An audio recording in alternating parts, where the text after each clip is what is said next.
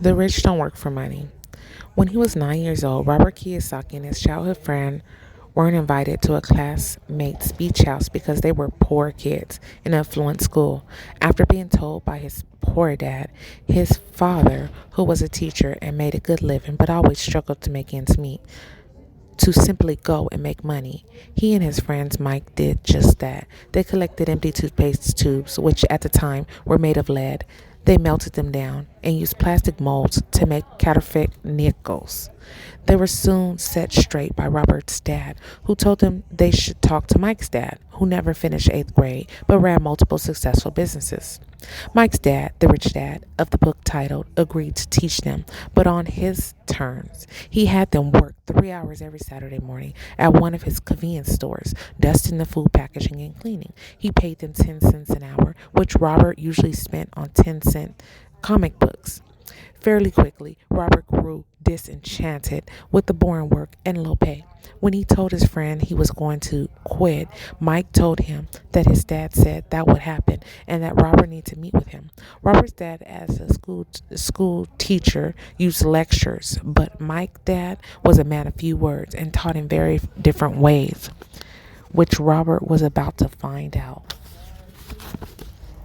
The next Saturday morning, Robert went to meet Mike's dad, but was kept waiting for a dusty, dark living room for an hour. He was fed up and emotional. By the time he got to complain to Mike's dad, accusing him of being greedy and not showing him any respect, when he said Mike's dad hadn't taught him anything despite their agreement, the business owner calmly disagreed.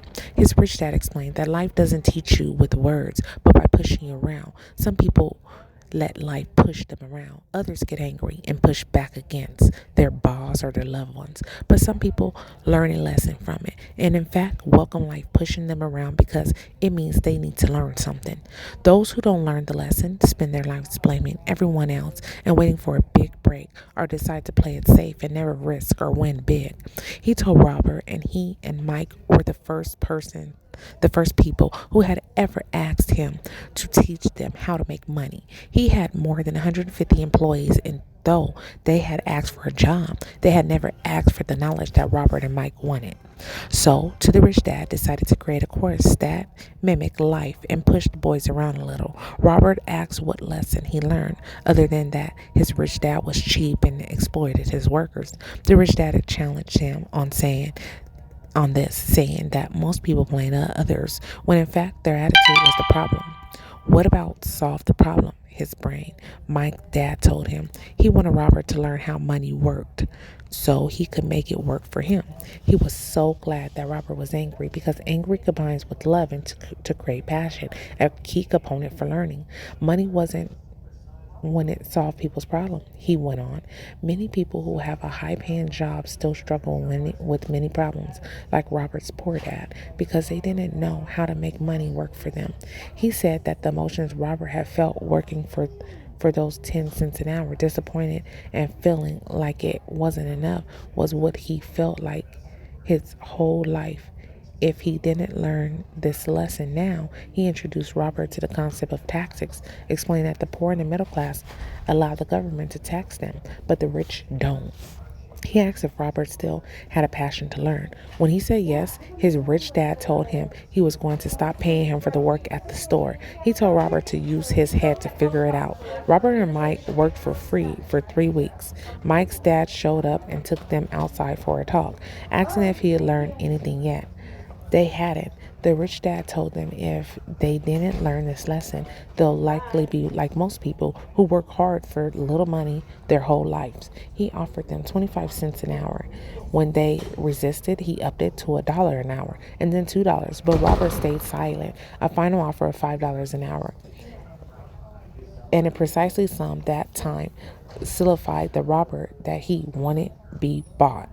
The rich dad said it was good they didn't have a price. Most people did because their lives are controlled by fear and greed. Fear of being without making them work hard and earn a paycheck. But once they have their money, greed gets them thinking about all the things they could buy, which makes them need more money, which makes them spend more. It's what the rich dad called the rat race. He told the boys that the first step was admitting to themselves what they are feeling. Too often people react to their emotions instead of thinking logically. They're afraid to admit money is running their lives, and so money controlled them. It's not just the poor who face that fear. The rich often operated from a place of fear. He wanted to teach the boys to not just be rich because money doesn't solve the problem.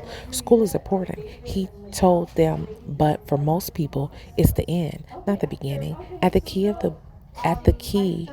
and the key for the boys was to learn to use their emotions to think, not to think with their emotions. They must learn to choose their thoughts. He told them to keep an eye out for ways to make money, saying, the moment you see one opportunity, you'll see them for the rest of your life. The boys did, and soon they saw an opportunity in creating a library where kids will pay an admission fee and read as many comic books as they could in 2 hours. Unsold comic books were otherwise wouldn't have been thrown away for the convenience store. They made a great profit, and the business did well for about 3 months until a fight in the library shut it down. But they learned the first lesson of making money work for them. Even when they weren't physically present, they were ready to learn more, and Mike's dad was ready to teach them. Left Hypnosphere moment. Despite having a high-paying job, people like Robert's poor dad struggled to make ends meet. Right hemisphere moment. Looking at the discarded comic books in a new creative way led to a business opportunity. Subconscious moment. People let the emotion of fears and greed rule their life. What was Robert saying? Now it's time to reflect. Ask yourself, what is Robert saying in this quote? And why does he say that? In this section, you do not need to agree or disagree with Robert. The goal is to understand what Robert is saying. Remember, this curriculum is designed to be cooperative and supportive. Two minds are better than one. If you do not understand what Robert is saying, do not shy away from it. Ask for help in understanding. Take the time. Discuss each quote until you understand it. The poor and the middle class work for money. The rich have money work for them. Life pushes all of us around. Some people give up and others fight. If you learn the lesson and move on, they welcome life pushing them around. Stop blaming me and thinking I'm the problem. If you think I'm the problem, then you have to change me. If you realize that you're the problem, then you can change yourself and learn something and grow wiser. When it comes to money, most people want to play it safe and feel secure. So passion does not direct them, fear does. Most people give more money only get into more debt. It's fear that keeps most people working at a job. The fear of not paying their bills, the fear of being fired, the fear of not having enough money, and the fear of starting over. That's the price of studying to learn a profession or trade and then working for money. Most people become a slave to money and then get angry at their boss. Most people do not know that it's their emotions that are doing the thinking. A job is really a short-term solution to a long-term problem. It's just like the picture of a donkey dragging a carrot when its owner is dangling a carrot just in front of his nose. That donkey owner may be going where he wants to, but the donkey is chasing an illusion. Tomorrow, there will only be another carrot for the donkey. Additional questions. Now it's time to take the story in this chapter along with the understanding of what Robert was saying and apply them to you in your life. Ask yourself the question below and discuss them with your study partner.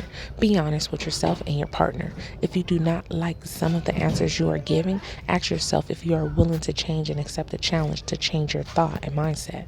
Number 1. How common is the approach to money taken by Robert's poor dad? Number 2, Robert's rich dad said true learning takes energy, passion, and a burning desire. What are examples of what this has proven true in your life?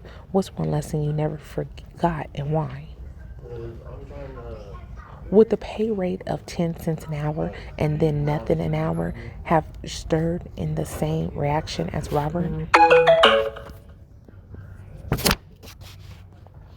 Is it fear that drives most people to work? Are there other factors at play? Is the temptation strong to think that more money will soothe that fear? Why is that such a common reaction?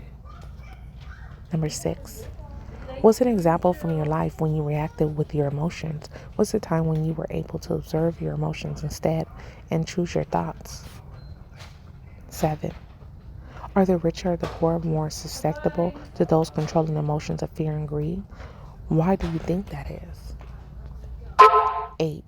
Do you think most people realize they are stuck in the rat race? Why or why not? Thanks for sticking with me through this chapter. This is chapter 1 of Rich Dad Poor Dad. If you do want to make sure you don't miss chapter 2, just go ahead and subscribe, follow, and like. And I appreciate for all the love and support.